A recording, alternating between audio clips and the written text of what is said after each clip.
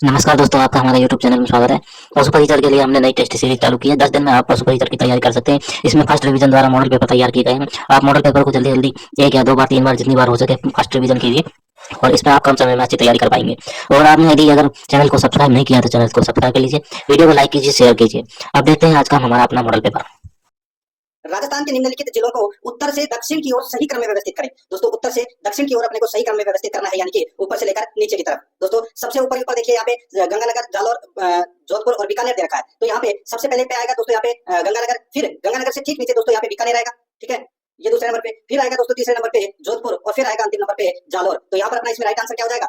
1 4 3 2 इसका बिल्कुल सही उत्तर हो जाएगा। पूर्व भाषा में अगर अपन देखें तो दोस्तों 1 4 3 2 कौन से ऑप्शन में है? दूसरे नंबर के ऑप्शन में है। यही अपना सही उत्तर इसमें हो जाएगा। आगे देखिए, सेकंड नंबर का प्रश्न है, दक्षिण पूर्वी राजस्थान में स्थित भौगोलिक प्रदेश जाना जाता है। दक्षिण पूर्व राजस्थान में बताइए, दक्षिण पूर्वी जो क्षेत्र है वो दोस्तों हाड़ौती का क्षेत्र कहलाता है। तो यहाँ पर राजस्थान में स्थित भौगोलिक प्रदेश जाना जाता है दक्षिण पूर्व को। तो दोस्तों राइट आंसर हो जाएगा हाड़ौती का पठार। तो यहाँ पर डी नंबर का जो ऑप्शन है वो इसका बिल्कुल सही उत्तर इसमें हो जाएगा। तीसरा प्रश्न है, इसमें देखिए थोड़ा सा डीप प्रश्न है, ध्यान से देखना है आपको। यहाँ पे देखिए, निम्नलिखित में से राजस्थान का कौन सा या कौन से भौतिक प्रदेश विभाग है अपने धरातलीय लक्षणों के लिए सही सुमेलित है? नीचे दिए गए कूट का प्रयोग करते हुए दोस्तों सही उत्तर को अपने को यहाँ पर चुनना है। देखिए, एक तरफ है भौतिक विभाग दे रखे हैं, दूसरी तरफ शैल समूह दे रखे हैं। देखिए, दक्षिण पूर्वी पठार आर्कियन विंध्यन क्रम बिल्कुल सही है।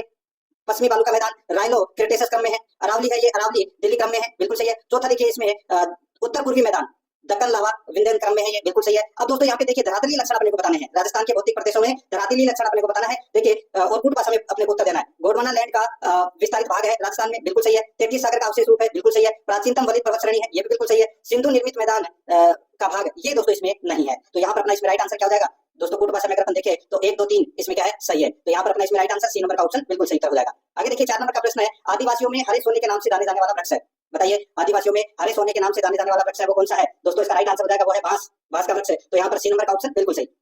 5 नंबर का प्रश्न इसमें देखिए, निम्नलिखित में से किस वर्ष में रणथंभौर को राष्ट्रीय उद्यान घोषित किया गया था? रणथंभौर को राष्ट्रीय उद्यान घोषित किया गया था दोस्तों, इसका सही उत्तर हो जाएगा वो है 1980 में। तो यहाँ पर अपना इसमें सी नंबर का ऑप्शन बिल्कुल सही उत्तर इसमें हो जाएगा। ठीक है, और दोस्तों राजस्थान की पहली बाग परियोजना भी दोस्तों रणथंभौर राष्ट्रीय उद्यान में ही थी। ठीक है, वो 1973 में पहली बाग परियोजना दोस्तों घोषित की गई थी। तो यहाँ पर अपना इसमें राष्ट्रीय उद्यान की बात की जा रही है तो 1980 आएगा इसमें, सी नंबर ऑप्शन बिल्कुल सही। ठीक है, 6 नंबर का प्रश्न इसमें देखिए, राजस्थान में निम्नलिखित जलवायु प्रदेशों में से कौन सा सबसे कम वार्षिक वर्षा प्राप्त करता है? तो दोस्तों सबसे कम वार्षिक वर्षा प्राप्त करता है तो कौन सा जलवायु प्रदेश? दोस्तों इसका राइट आंसर हो जाएगा, सभी को पता है पश्चिमी राजस्थान की बात हो रही है यहाँ पे, तो BWHW इसका राइट आंसर हो जाएगा। ये भूपेन का जलवायु वर्गीकरण है दोस्तों, यहाँ पर सी नंबर का ऑप्शन बिल्कुल सही हो जाएगा।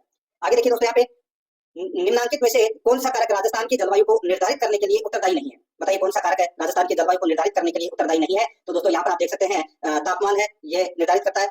समुद्र से दूरी भी निर्धारित करता है, प्रचलित पवनें भी निर्धारित करती है। वर्षा का समान वितरण ये राजस्थान में नहीं है दोस्तों, आप सभी को पता है कि पश्चिम राजस्थान में बहुत कम वर्षा होती है। तो यहाँ पर अपना इसमें राइट आंसर हो जाएगा डी नंबर का ऑप्शन बिल्कुल सही हो जाएगा। और हाड़ौती के क्षेत्र में दोस्तों ज्यादा वर्षा होती है और पश्चिमी राजस्थान में कम। तो यहाँ पे असमान वितरण है दोस्तों वर्षा का, तो यहाँ पर डी नंबर का ऑप्शन बिल्कुल सही हो जाएगा। समान वितरण दे रखा है, ये उत्तरदायी नहीं है।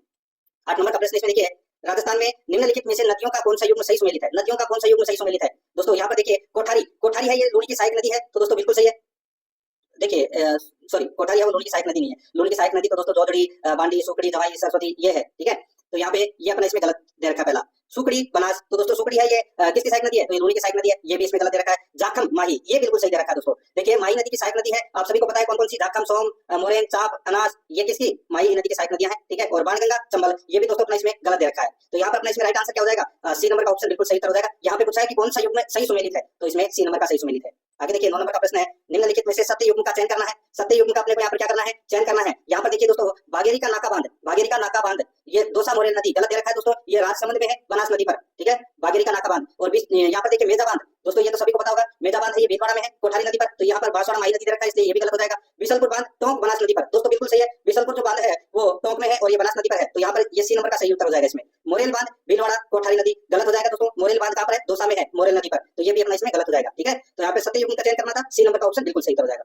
10 नंबर का प्रश्न इसमें देखिए, निम्नलिखित में से कौन सा लिप्त नहर लाभान्वित जिला सुमेलित नहीं है? बताइए कौन सा लिप्त नहर लाभान्वित जिला सुमेलित नहीं है? नहीं है पूछा यहाँ पर। ठीक है, तो दोस्तों यहाँ पर देखिए, डॉक्टर करनी लिप्त नहर से दोस्तों बीकानेर और जोधपुर जिले लाभान्वित होते हैं, बिल्कुल सही है। गुरु जम्बेश्वर से बीकानेर, जोधपुर और जैसलमेर लाभान्वित होते हैं, बिल्कुल सही है। पोखरण दोस्तों जो पोखरण नहर है, ठीक है। लिप्त नहर जिसका नाम अभी वर्तमान में जयनारायण व्यास लिप्त नहर है, ठीक है। इससे जैसलमेर और जोधपुर लाभान्वित जिले हैं, बिल्कुल सही है। वीर तेजाजी नागौर और जोधपुर, ये गलत हो जाएगा दोस्तों। दोस्तों वीर तेजाजी लिप्त नहर का जो प्राचीन नाम था वो था बांगड़सर लिप्त नहर, और इससे दोस्तों बीकानेर और अनूपगढ़ को जल प्राप्त होता है, यानी कि ये लाभान्वित जिले हैं। यहाँ पर नागौर और जोधपुर है वो इसमें गलत दे रखा है, तो यहाँ पर डी नंबर का ऑप्शन बिल्कुल सही उत्तर हो जाएगा। देखिए 25 प्रश्न तो राजस्थान ज्योग्राफी के पूछे जाएंगे, 25 प्रश्न राजस्थान इतिहास और कला संस्कृति से संबंधित पूछे जाएंगे, और 25 प्रश्न है वो दोस्तों जनरल साइंस से संबंधित पूछे जाएंगे, ठीक है। बाकी 10 प्रश्न है वो करंट अफेयर के, फिर मैथ के, फिर पशुपालन से संबंधित प्रश्न है वो पूछे जाएंगे।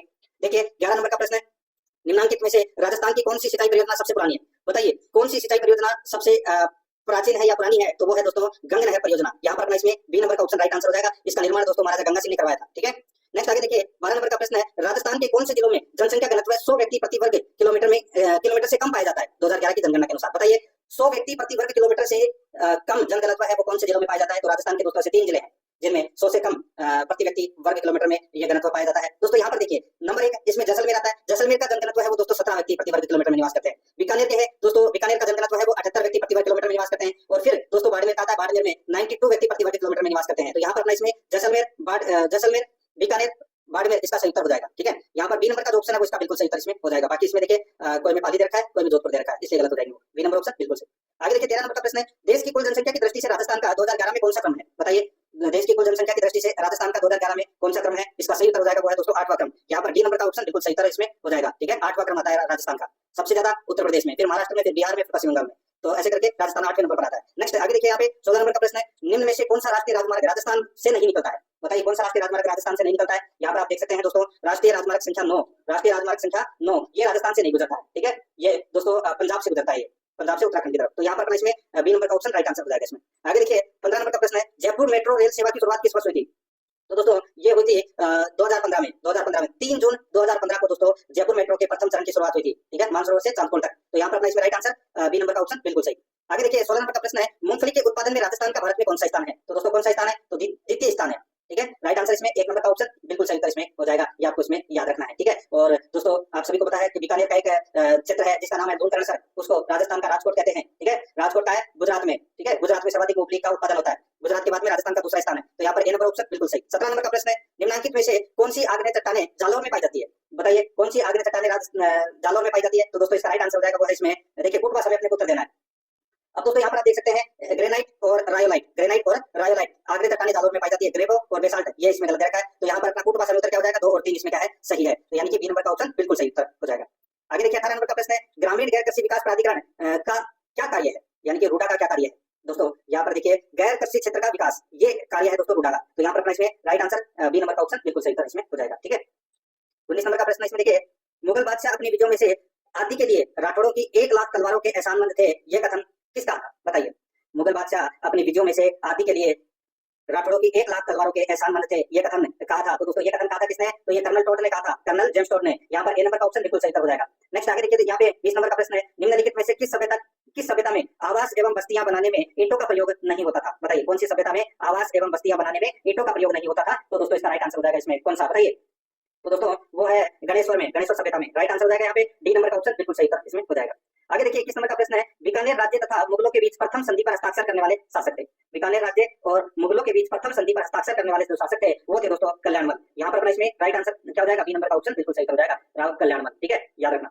आगे देखिए दोस्तों यहाँ पे 22 नंबर का प्रश्न है, बूंदी रियासत के अंतिम आधिकारिक शासक कौन थे? बूंदी रियासत के अंतिम आधिकारिक शासक है वो कौन थे? राइट आंसर हो जाएगा महाराव राजा बहादुर सिंह। बी नंबर का ऑप्शन बिल्कुल सही हो जाएगा।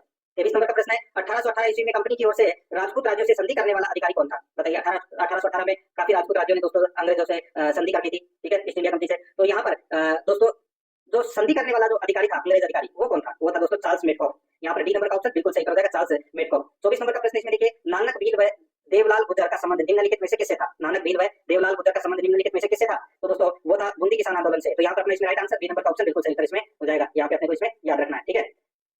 नानक भील की दोस्तों हत्या कर दी गई थी गोली मारकर झंडा गीत गाते समय, ठीक है, और ये बूंदी किसान आंदोलन से संबंधित है। तो यहाँ पर बी नंबर ऑप्शन बिल्कुल सही। 25 नंबर का प्रश्न है, बांसवाड़ा का मानगढ़ धाम किस समुदाय से संबंधित है? दोस्तों ये तो सभी को पता होगा, यहाँ पर बात हो रही है भील समुदाय से संबंधित था। बी नंबर का ऑप्शन बिल्कुल सही। नेक्स्ट आगे देखिए, वृहद राजस्थान का प्रमुख किसे नियुक्त किया गया था? वृहद राजस्थान का प्रमुख दोस्तों किसे नियुक्त किया गया था? राइट आंसर हो जाएगा दोस्तों महाराजा सवाई मान सिंह को राज प्रमुख है वो नियुक्त किया गया था, ठीक है। यहाँ पर ए नंबर का ऑप्शन राइट आंसर हो जाएगा। आगे देखिए यहाँ पे 27 नंबर का प्रश्न है, निम्नलिखित में से प्रजामंडलों का मुख्य उद्देश्य क्या था? प्रजामंडलों का मुख्य उद्देश्य क्या था? दोस्तों वो था नागरिकों के अधिकारों के लिए संघर्ष करना, ठीक है। ये मुख्य उद्देश्य था। तो यहाँ पर अपना इसमें राइट आंसर सी नंबर का ऑप्शन बिल्कुल सही उत्तर हो जाएगा। नेक्स्ट आगे देखिए 28 नंबर का प्रश्न है, निम्नलिखित में से किसने राव गोपाल सिंह खरवा को प्रभावित किया था? दोस्तों राव गोपाल सिंह खरवा को दोस्तों किसने प्रभावित किया था? तो वो किया था आर्य समाज ने। तो यहाँ पर अपना इसमें बी नंबर का ऑप्शन राइट आंसर हो जाएगा। राव गोपाल सिंह खरवा है, ये राजस्थान की खरवा रियासत के जागीरदार थे, ठीक है, और दोस्तों ये आर्य समाज से बहुत ज्यादा प्रभावित हुए थे। तो यहाँ पर अपना इसमें राइट आंसर क्या हो जाएगा? बी नंबर ऑप्शन सही उत्तर। आगे देखिए राजस्थानी भाषा साहित्य और संस्कृति अकादमी कहाँ स्थित है? तो दोस्तों ये स्थित है बीकानेर में। यहाँ पर सी नंबर का ऑप्शन राइट आंसर बीकानेर में स्थित है दोस्तों ये। नेक्स्ट आगे देखिए 30 नंबर का प्रश्न है, निम्नलिखित में से कौन सा युग में सम्मिलित नहीं है? बताइए कौन सा युग में इसमें सम्मिलित नहीं है? देखिए अमीर महाकाव्य की रचना है वो नयनचंद्र सूरी ने की, बिल्कुल सही है। वंश भास्कर की रचना सूर्यमल मिश्र ने की, बिल्कुल सही है। कुवलयमाला की रचना है वो दोस्तों उद्योधन सूरी ने की, बिल्कुल सही है। पृथ्वीराज विजय की रचना चंद्रप्रदायी, ये गलत हो जाएगा। चंद्रप्रदायी ने तो दोस्तों पृथ्वीराज रासो नामक ग्रंथ की रचना की थी, और यहाँ पे पृथ्वीराज विजय ग्रंथ की जो रचना है वो दोस्तों जयानक ने की थी। किसने की थी? जयानक ने। तो यहाँ पर जयानक होना चाहिए था। तो यहाँ पर इसका right answer D number option बिल्कुल सही हो जाएगा, क्योंकि ये सही सम्मिलित नहीं है। 31 नंबर का प्रश्न इसमें देखिए, निम्नलिखित में से कौन सी प्रथा विवाह समारोह से संबंधित नहीं है? बताइए कौन सी प्रथा विवाह समारोह से संबंधित नहीं है? दोस्तों यहाँ पर आप देख सकते हैं बडार है, कन्यावल है, बड़ी पड़ला है, लेकिन पानीवाड़ा नहीं है। पानीवाड़ा दोस्तों जब कोई मर जाता है, ठीक है, तो उसकी सूचना आती है, तब भाई बांधव किसी तालाब पर जाकर नहाते हैं, तो उसे पानीवाड़ा कहते हैं। और ये रस्म है वो मृत्यु के 9वें दिन की होती है, 9वें दिन होती है। तो यहाँ पर अपने इसमें डी नंबर का ऑप्शन राइट आंसर हो जाएगा, ये विवाह समारोह से संबंधित नहीं है। 32 नंबर का प्रश्न इसमें देखिए, संत पीर शाह अली और तुगनगिर ने 400 साल पहले मेवाड़ में किस ख्याल की रचना की थी? बताइए, सभी को पता होगा दोस्तों, ये जो संत पीर शाह अली और तुगनगिर ने 400 साल पहले मेवाड़ में किस ख्याल की रचना की थी? तो वो थी दोस्तों तुरा कलंगी ख्याल। यहाँ पर सी नंबर का ऑप्शन बिल्कुल सही, तुरा कलंगी ख्याल। 33 नंबर का प्रश्न है, निम्नलिखित में से कौन सा कथन संत दादूदयाल के बारे में सही नहीं है? कौन सा कथन संत दादूदयाल के बारे में सही नहीं है? दोस्तों यहाँ पर देखिए उन्हें करुणा के संत के रूप में जाना जाता है, बिल्कुल सही है। उनका जन्म इलाहाबाद में 1544 में हुआ था, ये गलत हो जाएगा दोस्तों। यहाँ पे देखिए उनका जो जन्म है वो अहमदाबाद गुजरात में हुआ था 1544 ईस्वी में। तो यहाँ पे इलाहाबाद की जगह अगर अहमदाबाद होता तो ये सही होता, तो ये गलत हो जाएगा कथन। आगे देखिए वह धातुपद के संस्थापक थे, बिल्कुल सही है। वह 1603 ईस्वी में अपनी मृत्यु तक राजस्थान में रहे, राजस्थान राज्य के दोस्तों नारायण में रहे, बिल्कुल सही है। तो यहाँ पर इस प्रश्न का राइट आंसर क्या हो जाएगा? बी नंबर का ऑप्शन सही था, क्योंकि ये सही कथन नहीं है, ठीक है। आगे देखिए 34 नंबर का प्रश्न है, ओगनिया, अंगोटिया, सुरलिया आभूषण पहने जाते हैं, तो दोस्तों ये कहाँ पर पहने जाते हैं? दोस्तों ये जो अंगोटिया है, सुरलिया है, लटकन है, ठीक है, ये महिलाओं के कान के आभूषण है दोस्तों। राइट आंसर क्या हो जाएगा? कानों में पहने जाने वाले आभूषण है, सी नंबर ऑप्शन सही। 35 नंबर का प्रश्न है, भील जनजाति के पुरुष कमर पर जो वस्त्र लपेटा करते हैं उसे क्या कहा जाता है? तो दोस्तों उसे क्या कहा जाता है? उसे खोइतू बोलते हैं। क्या बोलते हैं? खोइतू, ठीक है। भील पुरुष कमर में खोइतू या देपाड़ा पहनते हैं, ठीक है। राइट आंसर क्या हो जाएगा यहाँ पे? डी नंबर का ऑप्शन बिल्कुल सही। 36 नंबर का प्रश्न इसमें देखिए, बीकानेर की गायिका अल्लाह जिनाबाई किस राग गाने के लिए प्रसिद्ध थी? तो दोस्तों ये मांड गायिका के लिए प्रसिद्ध थी दोस्तों। राइट आंसर हो जाएगा यहाँ पे डी नंबर का ऑप्शन बिल्कुल सही। आगे देखिए यहाँ पे 37 नंबर का प्रश्न है, कामायचा का संबंध निम्न में से किस जाति से? कामायचा का संबंध निम्न में से किस जाति से है? इसका राइट आंसर हो जाएगा वो है दोस्तों मांगनियार। मांगनियार प्रयोग करते थे दोस्तों कामायचा का। यहाँ पर अपना इसमें ए नंबर का ऑप्शन बिल्कुल सही हो जाएगा। कामायचा एक तत्वाद्य यंत्र है जिसमें तार लगा होता है, ठीक है, और तारों की सहायता से बजाया जाता है। आगे देखिए दोस्तों यहाँ पे 38 नंबर का प्रश्न है, अन्नपूर्णा देवी किस राज परिवार की आराध्य देवी है? अन्नपूर्णा देवी, तो दोस्तों ये जो अन्नपूर्णा देवी है ये कछवाहा राजवंश की दोस्तों ये आराध्या देवी है। तो यहाँ पर इसमें राइट आंसर क्या हो जाएगा? ए नंबर का ऑप्शन बिल्कुल सही। 39 नंबर का प्रश्न इसमें देखिए, निम्नलिखित में से कौन सा लोक देवता सांपों से भी संबंधित है? बताइए निम्नलिखित में से कौन सा लोक देवता सांपों से भी संबंधित है? इसका जो राइट आंसर हो जाएगा वो है दोस्तों देखिए गोगाजी है। गोगाजी सांपों से संबंधित है, सर्परक्षक देवता कहा जाता है इनको, ठीक है, सांपों के देवता के नाम से प्रसिद्ध है। राइट आंसर हो जाएगा डी नंबर ऑप्शन सही। आगे देखिए निम्नलिखित कथनों में से कौन सा कथन या कौन से कथन है हिंदू त्योहारों के बारे में सही है? हिंदू त्योहारों के बारे में कौन सा कथन इसमें सही है? बहुत ही अच्छा प्रश्न और ये प्रश्न परीक्षा में पूछा भी जा चुका है। यहाँ पर आप देख सकते हैं दोस्तों अक्षय तृतीया। अक्षय तृतीया ये दोस्तों वैशाख मास की शुक्ल पक्ष की तृतीया को मनाया जाता है, बिल्कुल सही बात है। निर्जला एकादशी है ये दोस्तों ज्येष्ठ मास की शुक्ल पक्ष की एकादशी को मनाई जाती है दोस्तों, ये निर्जला एकादशी बिल्कुल सही है।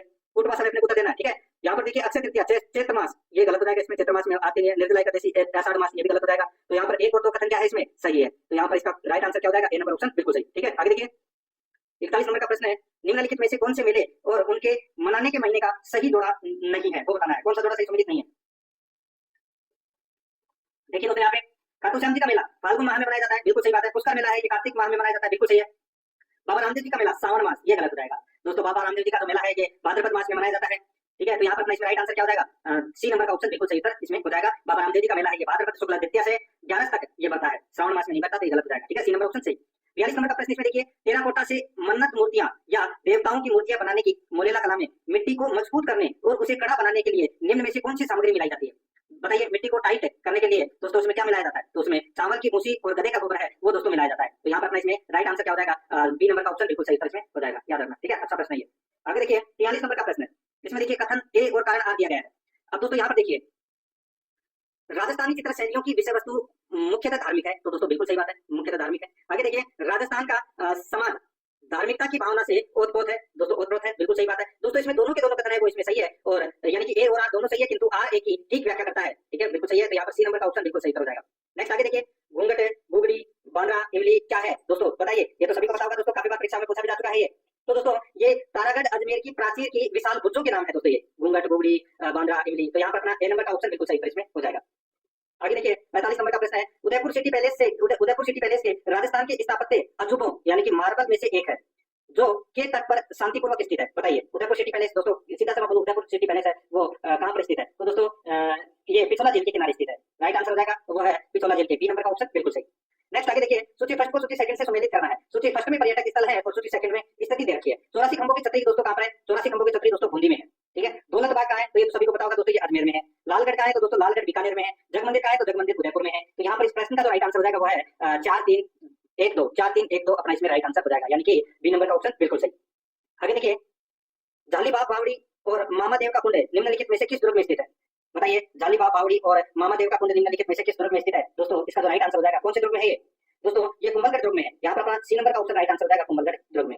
नेक्स्ट आगे देखिए 48 नंबर का प्रश्न है, द्विचक्रीय नृत्य क्या है? तो दोस्तों ये द्विचक्रीय नृत्य है, ये विवाह और मांगलिक अवसरों पर दोस्तों भील और पुरुषों द्वारा ये किया जाने वाला नृत्य है। तो यहाँ पर अपना इसमें राइट आंसर क्या हो जाएगा? विवाह के अवसर पर भील पुरुषों एवं महिलाओं द्वारा घेरा बनाकर किया जाने वाला नृत्य है ये द्विचक्रीय नृत्य। तो यहाँ पर अपना ए नंबर का ऑप्शन बिल्कुल सही हो जाएगा। आगे देखिए, जयदयाल सोनी और चेतराम संबंधित है। जयदयाल सोनी और चेतराम संबंधित है। तो दोस्तों ये किससे संबंधित है? ये संबंधित है दोस्तों तुरा कलंगी ख्याल से संबंधित है। राइट आंसर हो जाएगा यहाँ पे ए नंबर का ऑप्शन बिल्कुल सही हो जाएगा। अभी थोड़ी देर पहले मैंने आपको बताया था दोस्तों, साहिर अली और तुकनगीर नामक संतों ने दोस्तों 400 साल पहले दोस्तों तुरा कलंगी ख्याल की रचना की थी। ठीक है, और इसी ख्याल से संबंधित है जयदयाल सोनी और चेतराम। ठीक है, ए नंबर ऑप्शन सही उत्तर। 50 नंबर का प्रश्न है, निम्न में से कौन सा एक राजस्थान का मंदिर सही सुमेलित है? एक ही सही सुमेलित है दोस्तों। यहाँ पर देखिए एक लिंगी का मंदिर माउंट आबू गलत हो जाएगा, कहाँ है दोस्तों? उदयपुर में है ये। ठीक है, सूर्य मंदिर उदयपुर दोस्तों ये भी गलत हो जाएगा। सूर्य मंदिर कहाँ है? जयपुर में है। देलवाड़ा मंदिर ओसिया ये भी गलत हो जाएगा। देलवाड़ा मंदिर माउंट आबू सिरोही में है। करणी माता मंदिर देशनोक ये बिल्कुल सही है। तो यहाँ पर बी नंबर का जो ऑप्शन है वो इसका बिल्कुल सही इसमें हो जाएगा, सही सुमेलित है। कौन सा वर्ग इसमें सही सुमेलित है वो अपने को यहाँ पर बताना है। देखिए डिप्थीरिया, न्यूमोनिया और कुष्ठ रोग।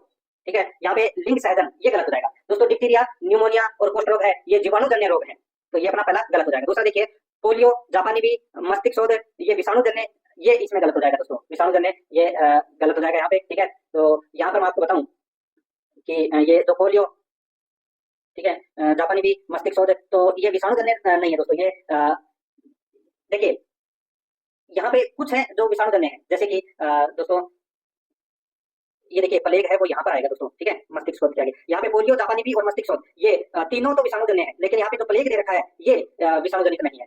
ठीक है, इसलिए ये गलत हो जाएगा। प्लेग एक जीवाणुजन्य रोग है, तो ये दूसरा भी इसमें गलत हो जाएगा। तीसरा देखिए वर्णांधता, हीमोफीलिया और दात्र एरेक्टा ये आनुवंशिक रोग है दोस्तों, ये बिल्कुल सही है। तो यहाँ पर अपना सी नंबर का ऑप्शन राइट आंसर हो जाएगा। यहाँ पर देखिए एड्स, सिल्फिस और सुजाक जीवाणुजन्य, तो ये भी गलत हो जाएगा दोस्तों। एड्स है वो विषाणुजन्य रोग है। ठीक है, बाकी सिल्फिस और सुजाक ये जीवाणुजन्य रोग है, तो ये यहाँ पे एड्स दे रखा है इसलिए ये गलत हो जाएगा। तो यहाँ पर सी नंबर का ऑप्शन बिल्कुल सही।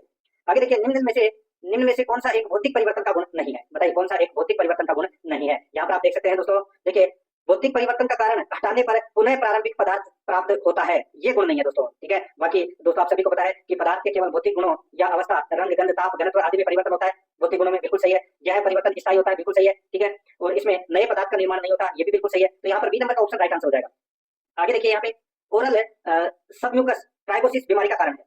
बताइए दोस्तों ओरल सबम्यूकस ट्राइकोसिस बीमारी का कारण है, तो वो कारण क्या है? तो वो है तंबाकू युक्त गुटखा। यहाँ पर सी नंबर का ऑप्शन बिल्कुल सही था, इसमें हो जाएगा। आगे देखिए यहाँ पे इथेनोइक एसिड का सामान्य नाम क्या है? इथेनोइक एसिड का सामान्य नाम क्या है? तो दोस्तों इसका सामान्य नाम है एसिटिक एसिड। तो यहाँ पर अपना बी नंबर का ऑप्शन बिल्कुल सही हो जाएगा, यानी कि एसिटिक अम्ल। ठीक है, नेक्स्ट आगे देखिए 55 नंबर प्रश्न है, वनस्पति तेल के हाइड्रोजनीकरण में उत्प्रेरक के रूप में प्रयोग किया जाता है। बताइए वनस्पति तेल के हाइड्रोजनीकरण में उत्प्रेरक के रूप में प्रयोग किया जाता है, तो किसका प्रयोग किया जाता है? तो दोस्तों निकेल का प्रयोग है वो किया जाता है, निकेल उत्प्रेरक का। तो यहाँ पर इसका राइट आंसर हो जाएगा डी नंबर का ऑप्शन बिल्कुल सही।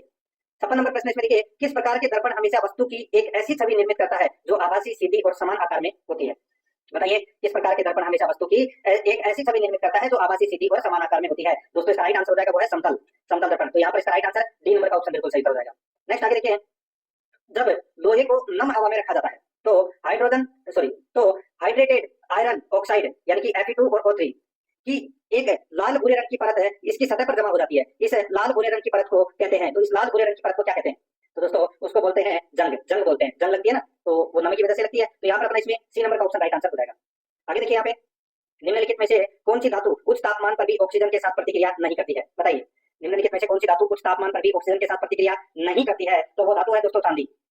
बी नंबर का ऑप्शन बिल्कुल सही हो जाएगा, चांदी। ठीक है, आगे देखिए दोस्तों यहाँ पे 59 नंबर का प्रश्न है, ग्रेगर मेंडल ने किस पर कार्य कर आनुवंशिकी के नियम प्रतिपादित किए? बताइए ग्रेगर मेंडल ने किस पर कार्य कर आनुवंशिकी के नियम प्रतिपादित किए? राइट आंसर हो जाएगा वो है मटर के पौधे पर। तो यहाँ पर अपना इसमें डी नंबर का ऑप्शन बिल्कुल सही। आगे देखिए 60 नंबर का प्रश्न है, यदि एक आनुवंशिक रोग एक दृश्य के रूप में सामान्य परंतु वाहक स्त्री से केवल कुछ नर संततियों में संचारित होता है तो यह रोग है। तो दोस्तों बताइए कौन सा रोग है? तो दोस्तों ये लिंग संलग्न अप्रभावी रोग है ये, ठीक है। तो यहाँ पर अपना इसमें राइट आंसर हो जाएगा डी नंबर का ऑप्शन बिल्कुल सही उत्तर हो जाएगा, ठीक है। नेक्स्ट आगे देखिए 61 नंबर का प्रश्न है, मोतियाबिंद द्वारा मानव नेत्र का निम्नलिखित में से कौन सा भाग प्रभावित होता है? तो दोस्तों यहाँ पर देखिए कौन सा भाग प्रभावित होता है मोतियाबिंद से? देखिए परितालिका, दृष्टिपटल, स्वच्छ मंडल। तो दोस्तों इसका जो राइट आंसर हो जाएगा वो है उपरोक्त में से कोई नहीं। यहाँ पर डी नंबर का ऑप्शन राइट आंसर हो जाएगा। दोस्तों मोतियाबिंद होने पर नेत्र दृष्टि है वो धुंधली हो जाती है, ठीक है। यह नेत्र लेंस के धुंधला हो जाने के कारण ऐसा होता है और इसके निदान हेतु दोस्तों अपारदर्शी लेंस को लगाकर दोस्तों यानी कि अपारदर्शी लेंस को हटाकर नया कृत्रिम लेंस है वो लगा दिया जाता है। तो यहाँ पर अपना इसमें राइट आंसर हो जाएगा उपरोक्त में से कोई नहीं, डी नंबर ऑप्शन बिल्कुल सही। 62 नंबर का प्रश्न इसमें देखिए, यदि प्रकाश एक दूसरे के सामने रखे गए दो दर्पणों से परावर्तित हो तो कितने प्रतिबिंब बनेंगे? तो बताइए तो कितने प्रतिबिंब बनेंगे? तो दोस्तों अनंत प्रतिबिंब बनेंगे। तो यहाँ पर डी नंबर का ऑप्शन राइट आंसर हो जाएगा। आगे देखिए दोस्तों यहाँ पे 63 नंबर का प्रश्न है, उत्तल दर्पण की फोकस लंबाई होती है, उत्तल दर्पण की फोकस लंबाई होती है तो दोस्तों वो होती है धनात्मक होती है दोस्तों। ए नंबर का ऑप्शन बिल्कुल सही धनात्मक होती है, ठीक है। आगे देखिए दोस्तों यहाँ पे निम्न जोड़ों में से कौन सा जोड़ा सही सुमेलित है? बताइए कौन सा जोड़ा सही सुमेलित है वो अपने को यहाँ पर बताना है। दोस्तों यहाँ पर आप देख सकते हैं स्कर्वी थायमिन, ठीक है, स्कर्वी थायमिन ये गलत हो जाएगा। इसमें आप सभी को पता होगा दोस्तों, देखिए स्कर्वी है वो विटामिन सी की कमी से होने वाला रोग है, ठीक है। और जो थायमिन है, थायमिन को विटामिन B1 के नाम से जाना जाता है, तो ये तो अपना इसमें गलत हो जाएगा, ठीक है। ट्यूबरकुलोसिस है एटीएस, ये भी दोस्तों इसमें क्या हो जाएगा? गलत हो जाएगा, ठीक है। और दोस्तों यहाँ पर देखिए इसमें टिटनेस बीसीजी, तो दोस्तों बीसीजी का टीका है वो तपेदिक से बचाव के लिए लगाया जाता है, तो ये भी गलत हो जाएगा। मलेरिया क्लोरोक्विन, दोस्तों ये इसमें क्या है? बिल्कुल सही है। तो यहाँ पर अपना इसमें राइट आंसर क्या हो जाएगा? डी नंबर का ऑप्शन बिल्कुल सही हो जाएगा। मलेरिया के उपचार के लिए दोस्तों क्लोरोक्विन का प्रयोग है वो किया जाता है, तो यहाँ पर डी नंबर ऑप्शन बिल्कुल सही। आगे देखिए निम्न में से कौन सी ग्रंथियां अंतःस्रावी व बहिःस्रावी दोनों है?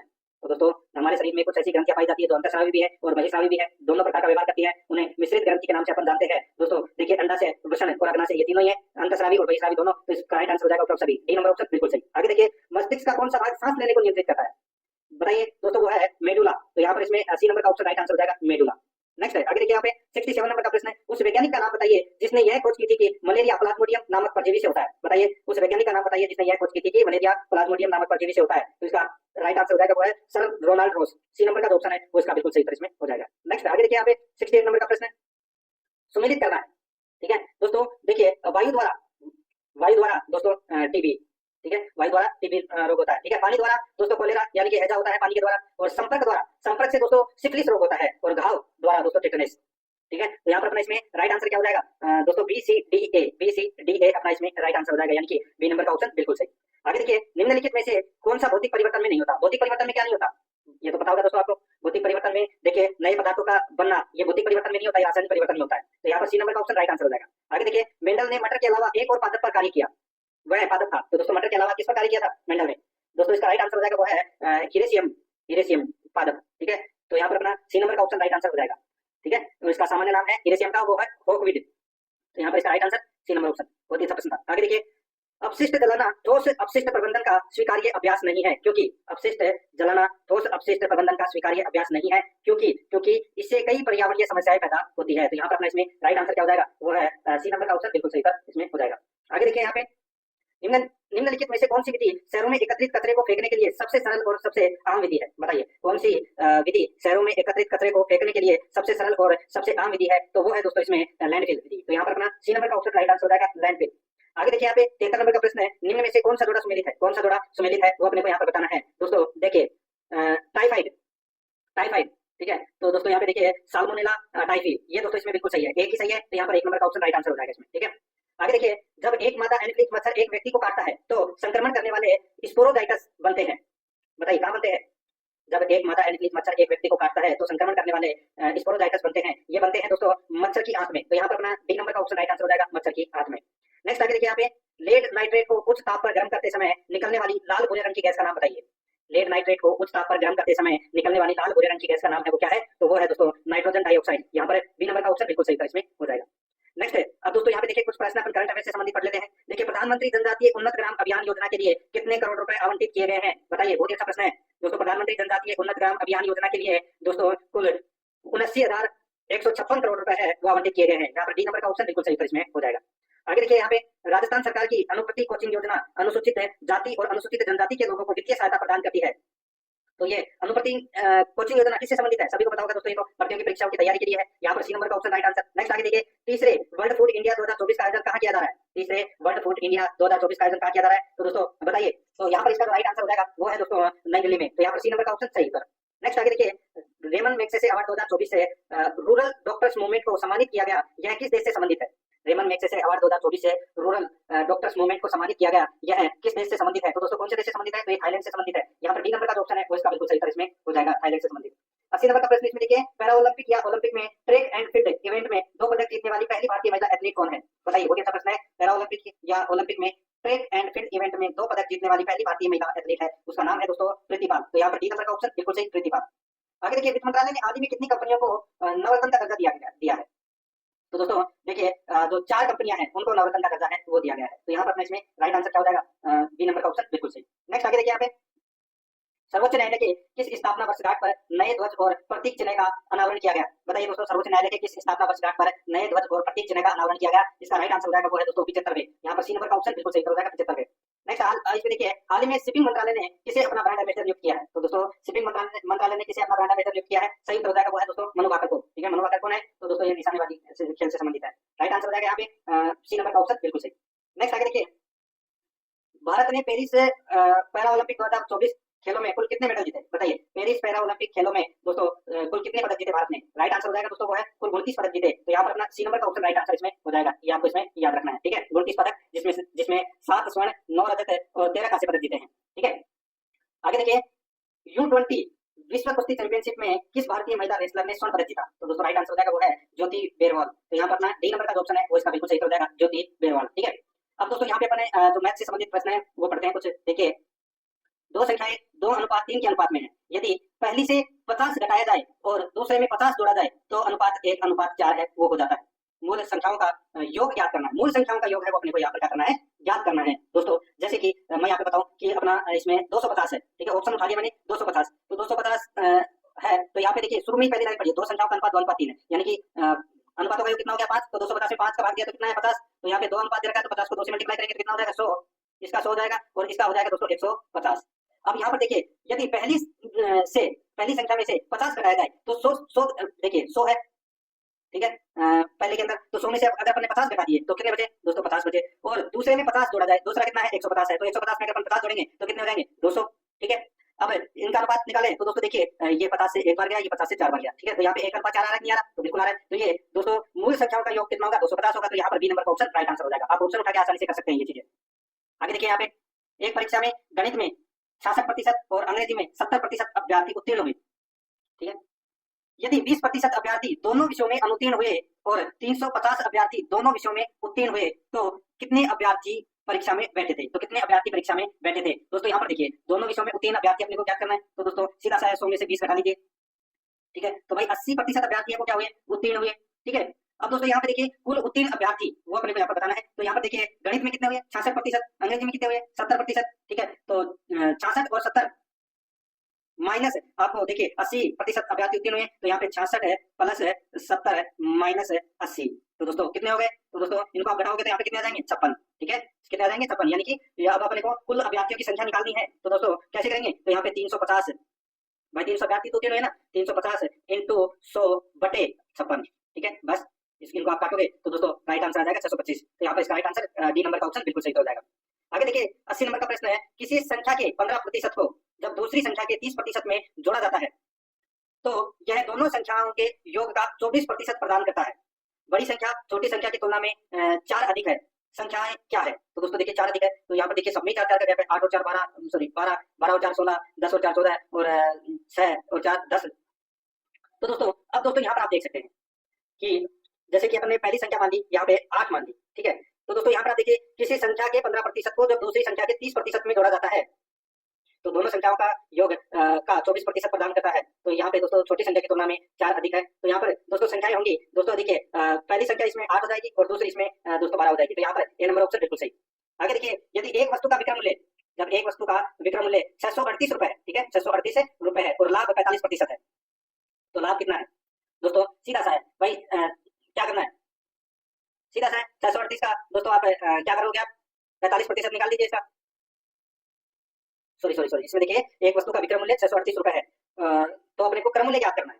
ठीक है, अब दोस्तों देखिए, अगर आपको क्रम मूल्य पता होगा, ठीक है, तो आप आसानी से निकाल सकते हैं, और नहीं तो आप डायरेक्ट निकाल सकते हैं। जैसे कि अपना क्रम मूल्य है, विक्रम मूल्य कितना है, तो दोस्तों 638 है। कितना है? 638 बटे दोस्तों ये जो लाभ है वो इसी के अंदर ऐड है, तो यहाँ पे 145 इंटू 100, बस कुछ नहीं करना, आपके पास में सीधा सा राइट आंसर आ जाएगा। देखिए यहाँ पे ये तो आ गया अपना क्रम मूल्य आ जाएगा, ये तो कितना आ जाएगा 440, ये तो क्रम मूल्य आ जाएगा। अब अपन क्या करेंगे, 638 में से दोस्तों ये 440 है वो माइनस करेंगे, तो कितना आएगा, तो 198 आएगा। तो ये 198 क्या है, इसमें लाभ है, क्या है, लाभ है। तो यहाँ पर अपना इसमें राइट आंसर ये नंबर ऑप्शन बिल्कुल सही हो जाएगा। आगे देखिए, यदि एक वस्तु का विक्रय मूल्य 2592 रुपए है और लाभ 8% है, तो इसका क्रम मूल्य ज्ञात कीजिए। नॉर्मली आप ज्ञात कर सकते हैं दोस्तों, देखिए 2592 इंटू 100 बटे इसमें लाभ जुड़ा हुआ है, तो यहाँ पे वही ऊपर वाले क्वेश्चन जैसे 108, बस इसको काट लीजिए, तो आपका राइट आंसर निकल कर आ जाएगा, वो है 2400। ठीक है, तो यहाँ पर डी नंबर का ऑप्शन राइट आंसर हो जाएगा। अब दोस्तों आप ऐसे भी कर सकते हैं कि ऑप्शन उठा के आप 2400 का 8% निकाल लीजिए, तो 192 आ जाएगा। ठीक है, तो जोड़ोगे इसमें तो 2592 आ जाएगा। राइट आंसर इसमें डी नंबर ऑप्शन हो जाएगा। आगे देखिए, 1296 रुपए की राशि 16 से 2/3 वार्षिक चक्रवृद्धि ब्याज की दर से कितने वर्ष में 2401 हो जाएगी। चक्रवृद्धि ब्याज की बात की जा रही है दोस्तों यहाँ पे। ठीक है, तो आप निकाल सकते हैं, जैसे कि यहाँ पे 1296 दे रखे हैं, ठीक है, तो 2401 कितने वर्षों में होगी। तो इसमें देखिए, आप नॉर्मली भी अगर मैं आपको बोलूं तो दोस्तों आप इसको ऐसे कर सकते हैं कि 1296 का आप दोस्तों 16 सही 2/3, इसको आप 16.66 लिख सकते हैं बटे 100। ठीक है, फिर इसमें आप ये निकाल के ब्याज और फिर इसमें मूलधन में 1296 में जोड़ दीजिए। ऐसे करके दोस्तों ये मैं आपको बताऊं तो ये 4 साल में दोस्तों ये 2401 हो जाएगी। तो यहाँ पर बी नंबर का ऑप्शन बिल्कुल सही हो जाएगा। आगे देखिए, एक व्यक्ति ने 10,000 रुपए 10% वार्षिक चक्रवृद्धि ब्याज की दर से गणना करने पर उधार दिए, 2.5 वर्ष पश्चात उसे कितने रुपए वापस मिलेंगे, बताइए। भाई चक्रवृद्धि ब्याज की दर से दिया है, तो देखिए 10,000 का 10% कितना हुआ, एक साल का तो हो गया दोस्तों 1000, यानी कि कितना हो गया 11,000। ठीक है, अब 11,000 का दोस्तों आप 10% और निकालिए, तो कितना हो जाएगा 1100, तो 11,000 में 1100 और ऐड कर दीजिए, तो दोस्तों कितना हो जाएगा, तो दोस्तों ये 12,100 हो जाएगा। अब दोस्तों यहाँ पे अपने को क्या करना है कि 6 महीने का निकालना है। ठीक है, 6 महीने का और निकालना है, तो यहाँ पे आप निकाल सकते हैं कि 12,100 का दोस्तों आप 5% निकाल लीजिए। ठीक है, तो कितना आ जाएगा, तो दोस्तों 12,705 आ जाएगा। तो यहाँ पर अपना इसमें सी नंबर का ऑप्शन राइट आंसर हो जाएगा इसमें। आगे देखिए, एक 4,000 की राशि को 10% की वार्षिक दर से साधारण ब्याज पर उधार दिया है, 5 वर्ष का साधारण ब्याज 3 वर्ष के साधारण ब्याज से कितना अधिक है, बताइए। 3 वर्ष के साधारण ब्याज से कितना अधिक है, सीधा सा है 2 वर्ष का निकाल लीजिए, वही निकल कर आ जाएगा दोस्तों। यहाँ पर देखा है दोस्तों, मूलधन कितना है 4,000 इंटू दर कितनी दे रखी है दोस्तों 10, और यहाँ पर देखिए 5 वर्ष का साधारण ब्याज 3 वर्ष के साधारण ब्याज से कितना अधिक है, तो दोस्तों यहाँ पर समय कितना हो जाएगा, समय हो जाएगा दोस्तों इसमें 2 वर्ष बटे 100, बस 0 से ये 0 घटा, इससे ये 0 घटा, तो यहाँ पे 400 इंटू 2 कितना हो जाएगा 800। ठीक है, ये अपना सही उत्तर हो जाएगा। तो यहाँ पर इसमें ए नंबर का ऑप्शन बिल्कुल सही उत्तर इसमें हो जाएगा। आगे देखिए, 94 नंबर का प्रश्न है, 8% वार्षिक दर से 3 वर्ष का साधारण ब्याज 9% वार्षिक दर से 2 वर्ष के साधारण ब्याज से 90 अधिक है, मूलधन कितना है दोस्तों। इसमें 2 समीकरण बनेंगे। देखिए, इसमें 8% वार्षिक दर से 3 वर्ष का साधारण ब्याज, 9% वार्षिक दर से 2 वर्ष के साधारण ब्याज से 90 अधिक है, तो दोस्तों इसको आप ऐसे लिख सकते हैं x इंटू 8 इंटू 3, देखिए मूलधन तो दे नहीं रखा, माइनस दोस्तों x इंटू 9 इंटू 2 बराबर दोस्तों, बताइए, बराबर दोस्तों इसमें आएगा 90 अधिक है। ठीक है, तो यहाँ पर दोस्तों ये 90 नहीं, इसमें 9,000 कर लेना। ठीक है, 9,000 अधिक है। ठीक है, तो यहाँ पर 9,000 कर लेना। ठीक है, अब दोस्तों देखिए, यहाँ पे 8 की 24, तो यहाँ पे 24x हो जाएगा, कितना दोस्तों 24x माइनस 9 दूनी 18, तो यहाँ पे 18x हो जाएगा। ठीक है, 18x बराबर दोस्तों 9,000। ठीक है, अब यहाँ पे 24 में से 18 गए तो कितने बचे, तो 6x बचे, तो 6x बराबर कितना 9,000। ठीक है, अब 9,000 में आपको क्या करना है, 6 का भाग दे देना, राइट आंसर मूलधन आ जाएगा, कितना आ जाएगा 1500, तो यहाँ पर अपना बी नंबर का ऑप्शन बिल्कुल सही हो जाएगा। 95 नंबर का प्रश्न है, इसमें देखिए, एक थैली में 1 रुपए 50 पैसे और 10 पैसे के सिक्कों का अनुपात 3:4:8 है, यदि इस थैली में कुल धन 116 हो तो 10 पैसे के सिक्कों की संख्या आपने को बतानी है। दोस्तों 10 पैसों के सिक्के, देखिए सीधा सा आपको बोले, यहाँ पे आप ऑप्शन उठाई कर लीजिए, तो भी आप इसका उत्तर है वो दे सकते हैं आसानी से। और वैसे ही दोस्तों यहाँ पर देखिए, एक थैली में 1 रुपए 50 पैसे और 10 पैसे के सिक्कों का अनुपात 3 है, तो यहाँ पे 1 रुपए के 3 सिक्के हैं, तो दोस्तों 3 रुपए हो गए। ठीक है, 50 पैसे के दोस्तों 4 सिक्के हैं, तो कितने हो गए, तो ये 2 रुपए हो गए, और ये हो गए दोस्तों 80 पैसे। ठीक है, तो अब यहाँ पे देखिए 3 तो 5, 5.8 हो गए दोस्तों, ये कितना हो गए 5.8। ठीक है, और अब 116 के अंदर आप ऐसे भाग दे सकते हैं, 116 में दोस्तों 5.8 का भाग दोगे तो कितना आ जाएगा, तो दोस्तों ये आ जाएगा 20 बार गया। ठीक है, 20 बार भाग गया। अब दोस्तों 10 पैसे की सिक्कों की संख्या है वो अपने को ज्ञात करनी है, तो यहाँ पर देखिए अनुपात कितना दे रखा है, यहाँ पे 8 दे रखा है, तो अपने को क्या करना है 20 इंटू 8 करोगे तो कितना आ जाएगा 160। ठीक है, तो यहाँ पर इसका राइट आंसर हो जाएगा 10 पैसे की सिक्कों की संख्या कितनी होगी 160, तो यहाँ पर सी नंबर का ऑप्शन बिल्कुल सही। 96 नंबर का प्रश्न, इसमें देखिए, 3 संख्याओं का योग 392 है, 3 संख्याओं का योग 392 है, पहली तथा दूसरी संख्या का अनुपात 2:3 है, दूसरी एवं तीसरी संख्या का अनुपात 5:8 है, तो पहली संख्या का अनुपात है वो क्या होगा। सीधा सा मैं यहाँ पे आपको बताऊं तो दोस्तों देखिए, पहली दूसरी और ये तीसरी संख्या है। तो यहाँ पे पहली और दूसरी का अनुपात दे रखा है 2:3, ठीक है, और दूसरी और तीसरी का अनुपात दे रखा है 5:8, तो यहाँ पे 5:8। अब दोस्तों तीनों का अनुपात निकाल लीजिए, तो यहाँ पे कितना हो जाएगा, 5 दूनी 10 और 5 3 15 और 8 3 24, ठीक है। तो यहाँ पे 10:15:24 आ जाएगा, ठीक है। तो ये पहली दूसरी तीसरी संख्याओं का अनुपात आ गया और तीनों संख्याओं का योग है वो अपने को यहाँ पर दे रखा है 392। तो यहाँ पर आप देख सकते हैं 10 15 और 24 का टोटल करें तो कितना आ जाएगा दोस्तों, 49 आ जाएगा। कितना, 49। अब अपने को क्या पूछा है, तो पहली संख्या क्या है, तो पहली संख्या का अनुपात कितना है 10, तो यहाँ पे 10/49 इंटू कितना 392 ना, 392, ठीक है, बस काट लीजिए।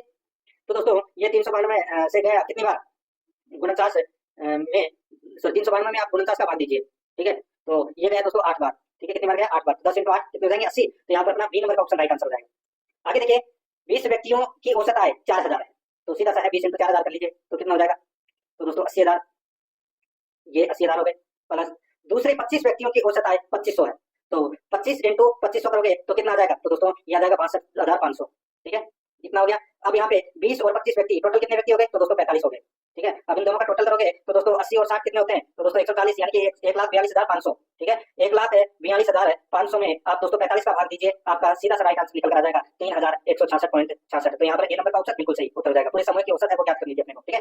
नेक्स्ट आगे देखिए 98 नंबर का प्रश्न है, इसमें देखिए 4 6 8 12 और x का औसत है 7 है, ठीक है। तो देखिए 3 और 2 5, तो 7 पंजे कितना हो गया 35, माइनस, अब दोस्तों यहाँ पर देखिए 4 और 6 10, 10 और 8 कितने होते हैं 18, 18 और 12 कितने होते हैं 18 और 12 30, तो 30 कर लीजिए। तो यहाँ पे कितना आ गया 5, तो ये 5 आ गया x का मान, ये ऊपर आ गया दोस्तों 5 है वो x का मान आ गया। अब दोस्तों यहाँ पे देखिए और x 9 13 15 और y का औसत 9 है, ठीक है। अभी कितनी संख्या हो गई, 1 2 3 4 5, तो 9 पंजे 45, 9 पंजे 45, ठीक है। अब दोस्तों यहाँ पर देखिए 9 13 और 15 कितने होते हैं, 9 और दोस्तों जैसे यहाँ पर देखिए 13 और 15, 13 और 15 होते हैं दोस्तों कितने 28, 28 और 9 कितने होते हैं 28 और दोस्तों 9, तो ये होते हैं 37, ठीक है। 37 और 5 कितने होते हैं, 5 x का मान है ना 5, तो 37 और 5 कितने होते हैं 42, तो 45 में से 42 गए तो दोस्तों कितने बचे, तो 3, तो ये 3 आ गया दोस्तों y का मान, 3 आ गया इसमें y का मान। तो यहाँ पे देखिए 2x - 3y का मान कितना होगा, तो दोस्तों 2 × 5, x का मान कितना हो जाएगा 5, तो कितना हो जाएगा 10, माइनस y का मान कितना है, y का मान दोस्तों 3 है, तो यहाँ पे 3 × 3 कितना हो जाएगा 9, तो 10 में से 9 गए तो कितने बचे 1, तो यहाँ पर अपना बी नंबर का ऑप्शन राइट आंसर इसमें हो जाएगा। आगे देखिए दोस्तों यहाँ पे ए बी और सी एक साथ एक वर्ताकार स्टेडियम के परिंदे घूमना शुरू करते हैं। वे क्रमशः दोस्तों 42 सेकंड 63 सेकंड और 84 सेकंड में एक चक्कर पूरा करते हैं। चलना शुरू करने के लिए कितने समय बाद वे पुनः आरंभ बिंदु पर मिलेंगे। दोस्तों लैसा निकालना है, निकाल सकते हैं आप, जैसे कि 42 63 और 84, ठीक है। इसका एलसीएम निकालेंगे तो दोस्तों सबसे पहले किसका भाग दिया, इसमें 7 का दिया तो कितना है 6, फिर 9 और फिर दोस्तों 12, फिर दोस्तों आप 3 का भाग दोगे इसमें तो इसमें कितना आ जाएगा 2, फिर 3 और फिर 4, फिर 2 का दोगे तो यहाँ पे दोस्तों आएगा 1, फिर आएगा इसमें 2, यानी कि 3 और 2, तो इसमें दोस्तों 7 × 3 इंटू 7 × 3 × 2 × 3 × 2, ठीक है। तो दोस्तों यहाँ पर इनको मल्टीप्लाई करोगे तो कितना आ जाएगा 252, तो यहाँ पर 252 सेकंड के बाद तीनों पुनः वापस मिलेंगे, तो यहाँ पे इसका राइट आंसर हो जाएगा 252 सेकंड, बी नंबर ऑप्शन बिल्कुल सही। आगे देखिए 57 67 77 और 87 का मैसअप है, यानी कि एचसीएफ है वो अपने को यहाँ पर याद करना है। बताइए दोस्तों इन तीनों के अंदर किसका भाग जाएगा, यहाँ पर आप देख सकते हैं 11 का तो जाएगा नहीं, ठीक है, 7 का नहीं जाएगा, ठीक है, तो इसमें जाएगा किसका दोस्तों, यहाँ पर आप देख सकते हैं इसका मैसेज पर दोस्तों 1 होगा, 1 में 1 होगा क्योंकि 1 का भाग सभी में जाएगा दोस्तों, तो यहाँ पर अपना इसमें सी नंबर का ऑप्शन राइट आंसर हो जाएगा। अब दोस्तों अपन पशुपालन से संबंधित प्रश्न है वो कर लेते हैं। देखिए बछड़े में सभी अस्थायी अग्र चर्वण दांत निकल आते हैं, कितने दिन में निकल आते हैं बछड़े में, तो दोस्तों ये निकल आते हैं 1 माह में, यहाँ पर डी नंबर ऑप्शन बिल्कुल सही।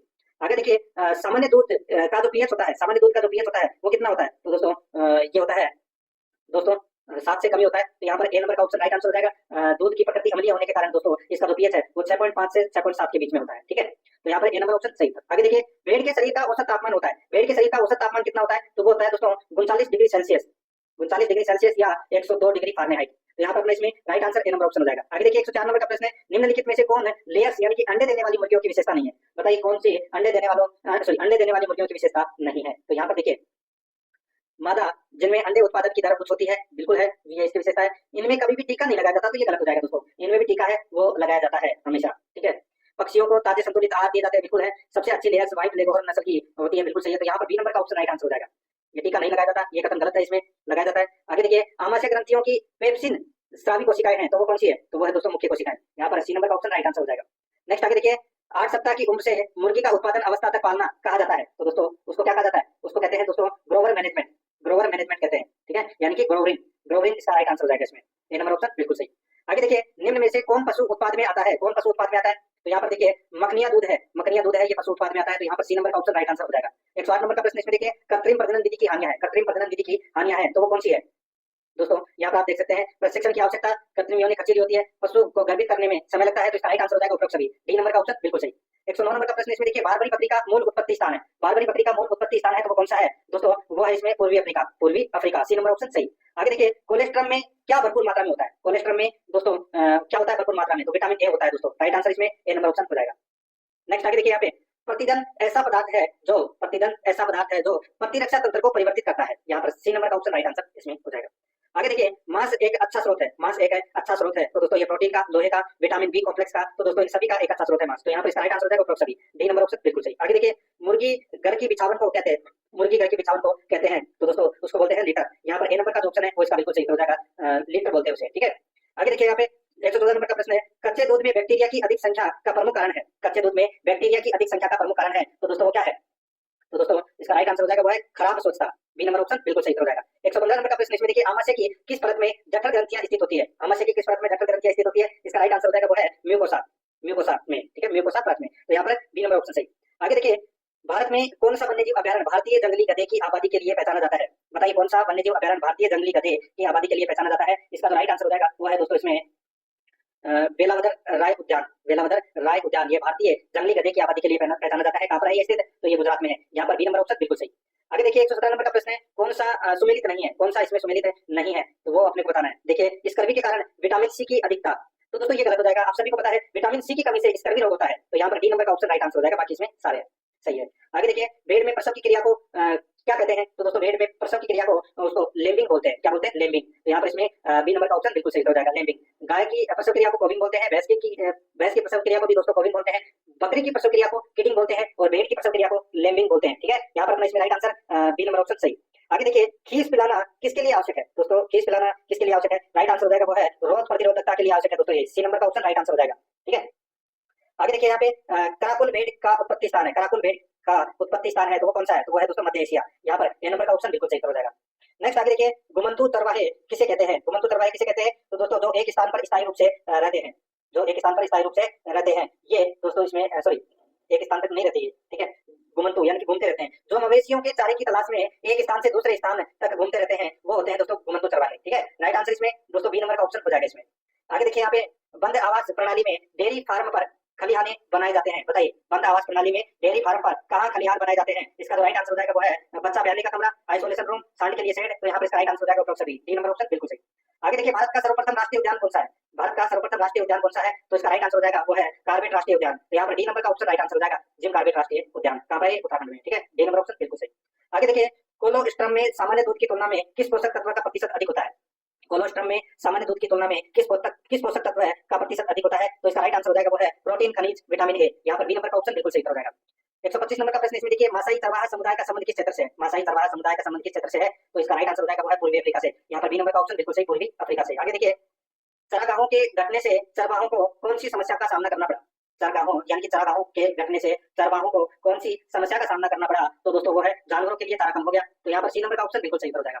आगे देखिए कौन से रोग होने पर पशु घर घर की आवाज करता है? तो दोस्तों गलघोटू रोग होने पर, ठीक है, डी नंबर का ऑप्शन बिल्कुल सही हो जाएगा, गलघोटू रोग होने पर। आगे देखिए पशु माता रोग में रोगी पशु का कौन सा अंग प्रभावित होता है? तो कौन सा अंग प्रभावित होता है पशु माता रोग में? तो इसका राइट आंसर हो जाएगा वो है आहार नाल, यहाँ पर ए नंबर ऑप्शन बिल्कुल सही, आहार नाल। आगे देखिए औपनिवेशिक काल में मासाइयों के मवेशी किस कारण मरते थे? औपनिवेशिक काल में मासाइयों के मवेशी किस कारण मरते थे? इसका जो राइट आंसर हो जाएगा वो है बीमारियों और भूख से, यहाँ पर बी नंबर का ऑप्शन बिल्कुल सही हो जाएगा, बीमारियों और भूख से। आगे देखिए हिमालय की ऊंचाई वाले क्षेत्रों में कौन सा पशु समुदाय सबसे प्रमुख है? हिमालय के ऊंचाई वाले क्षेत्रों में कौन सा पशु समुदाय सबसे प्रमुख है? इसका राइट आंसर हो जाएगा वो है दोस्तों उष्णकटिबंधीय वर्षावन जीव, यहाँ पर बी नंबर का ऑप्शन बिल्कुल सही हो जाएगा। 131 नंबर का प्रश्न इसमें देखिए मूत्र में हीमोग्लोबिन की उपस्थिति कहलाती है, मूत्र में हीमोग्लोबिन की उपस्थिति कहलाती है, तो दोस्तों वो कहलाती है हीमोग्लोबिनुरिया, ठीक है। राइट आंसर हो जाएगा यहाँ पे बी नंबर ऑप्शन बिल्कुल सही। नेक्स्ट आगे देखिए निम्न में से कौन सा आमतौर पर मुर्गी पालन में शामिल नहीं है? तो दोस्तों मुर्गी पालन में शामिल नहीं है, तो यहाँ पर देखिए टर्की है, मुर्गी है, बतख है, गाय थोड़ी मुर्गी पालन में आती है, तो यहाँ पर डी नंबर ऑप्शन बिल्कुल सही। आगे देखिए बकरियों की शेगू नस्ल से प्राप्त बालों को क्या कहा जाता है? तो दोस्तों उसको क्या कहा जाता है? उसको कहा जाता है मोहेयर, मोहेयर, मोहेयर कहा जाता है, यहाँ पर सी नंबर ऑप्शन बिल्कुल सही हो जाएगा। आगे देखिए गर्भा विधि का उपयोग कौन से परीक्षण हेतु करते हैं? राइट आंसर हो जाएगा वो है दोस्तों वसा परीक्षण हेतु करते हैं गर्भा विधि का उपयोग, राइट आंसर हो जाएगा यहाँ पे डी नंबर ऑप्शन बिल्कुल सही। 135 नंबर का प्रश्न इसमें देखिए निम्न में से किस दुग्ध दोहन विधि में पशु को कर का अनुभव नहीं होता। बताइए किस दुग्ध दोहन विधि में दोस्तों पशु को कर का अनुभव यानी कि कौन सी विधि का अनुभव नहीं होता? तो यहाँ पर इसका राइट आंसर हो जाएगा वो है पूर्ण हस्त दोहन विधि। यहाँ पर ए नंबर का ऑप्शन बिल्कुल सही इसमें हो जाएगा। ठीक है, जिसको अपना हाथों से यानी कि अंगुलियों से थन दबाकर दूध निकाला जाता है। यहाँ पर अपना ए नंबर ऑप्शन सही था। आगे देखिए, वे रोग जो एक साथ किसी राष्ट्र में पशुओं की विचित्र जातियों को प्रभावित करते हैं कहलाते हैं। वे रोग जो एक साथ किसी राष्ट्र में पशुओं की विचित्र जातियों को प्रभावित करते हैं कहलाती है। तो दोस्तों वो है पेंजोटिक रोग। यहाँ पर सी नंबर का ऑप्शन राइट आंसर हो जाएगा पेंजोटिक रोग। आगे देखिए 137 नंबर का प्रश्न है, गाय की किस नस्ल के दूध में वसा का अधिकतम प्रतिशत होता है? तो वसा का अधिकतम प्रतिशत है वो दोस्तों जर्सी में होता है। यहाँ पर ए नंबर ऑप्शन बिल्कुल सही, जर्सी में। आगे देखिए, पशुओं में होने वाले लंपी रोग के मुख्य लक्षण है। पशुओं में होने वाले लंपी रोग के मुख्य लक्षण क्या है? तो दोस्तों वो है इसमें पशुओं में बुखार होना, शरीर में गांठें पड़ना, आंखों से पानी आना। तो यहाँ पे इसका राइट आंसर हो जाएगा उपरोक्त सभी, डी नंबर ऑप्शन बिल्कुल सही। आगे देखिए, निकट संबंधी पशुओं के बीच होने वाले प्रजनन को कहते हैं, निकट संबंधी पशुओं के बीच होने वाले प्रजनन को क्या कहते हैं? उसको कहते हैं दोस्तों अंतर प्रजनन। यहाँ पर बी नंबर का ऑप्शन बिल्कुल सही हो जाएगा, अंतर प्रजनन। नेक्स्ट आगे देखिए, दूध के माध्यम से मनुष्यों में फैलने वाली बीमारी है। दूध के माध्यम से मनुष्य में फैलने वाली बीमारी है तो वो कौन सी है? तो वो है दोस्तों टाइफाइड ज्वर। यहाँ पर सी नंबर का ऑप्शन राइट आंसर हो जाएगा टाइफाइड ज्वर।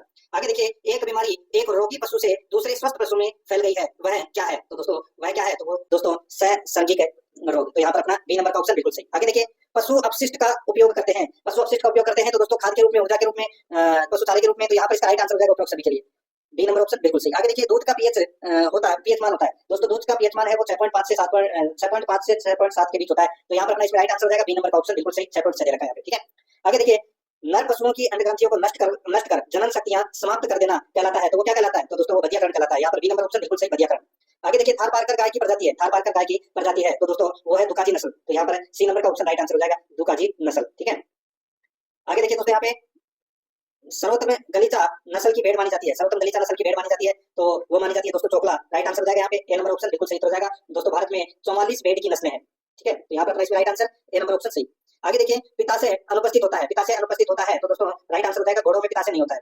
तो यहाँ पर अपना बी नंबर ऑप्शन बिल्कुल सही हो जाएगा। आगे देखिए, एक नर जनन कोशिका से कितने शुक्राणु बनते हैं? एक नर जनन कोशिका से कितने शुक्राणु बनते हैं? इसका राइट आंसर हो जाएगा 4। यहाँ पर ए नंबर ऑप्शन बिल्कुल सही। आगे देखिए, शिवालिक की निचली पहाड़ियों में चरवाहे किस मौसम में आते हैं? शिवालिक की निचली पहाड़ियों में चरवाहे किस मौसम में आते हैं? इसका राइट आंसर हो जाएगा वो है सर्दियों में। यहाँ पर बी नंबर का ऑप्शन बिल्कुल सही हो जाएगा, सर्दियों में। आगे देखिए, 150 नंबर का प्रश्न है, सामान्य श्वसन से संबंधित सही कथन है, सामान्य श्वसन से संबंधित सही कथन है तो वो कौन सा है? दोस्तों देखिए, अंतर श्वसन एक अक्रिय प्रक्रिया है जबकि निःश्वसन एक सक्रिय प्रक्रिया है। ठीक है, ये गलत हो जाएगा दोस्तों, ये उल्टा दे रखा है यहाँ पे। ठीक है, अंतर श्वसन एक सक्रिय प्रक्रिया है जबकि निःश्वसन एक अक्रिय प्रक्रिया है। तो यहाँ पर बी नंबर का जो ऑप्शन है वो अपना इसमें क्या हो जाएगा दोस्तों? राइट आंसर इसमें हो जाएगा। दोस्तों आपने पशु परिचर का मॉडल पेपर देखा, हमारे सभी मॉडल पेपर प्ले लिस्ट में तैयार है। आप वहां से प्ले लिस्ट में से अपने पुराने मॉडल पेपर भी देख सकते हैं, सभी मॉडल पेपर प्ले लिस्ट में है। आप एक एक दो करके सभी मॉडल पेपर को फर्स्ट रिवीजन कर लीजिए। ये फर्स्ट रिवीजन से इसके अंदर जितने भी सवाल है आपको कम समय में जल्दी से जल्दी तैयारी मिलेगी। 10 दिन में हमारा टारगेट है, 10 दिन में पूरा कोर्स कंप्लीट करा दिया जाएगा। इसके अंदर आप हमारे मॉडल पेपर को देख करके अपनी तैयारी मजबूत कर सकते हैं। वीडियो देखने के लिए आपका बहुत बहुत धन्यवाद। चैनल को सब्सक्राइब कर लीजिए अगर सब्सक्राइब नहीं किया है तो।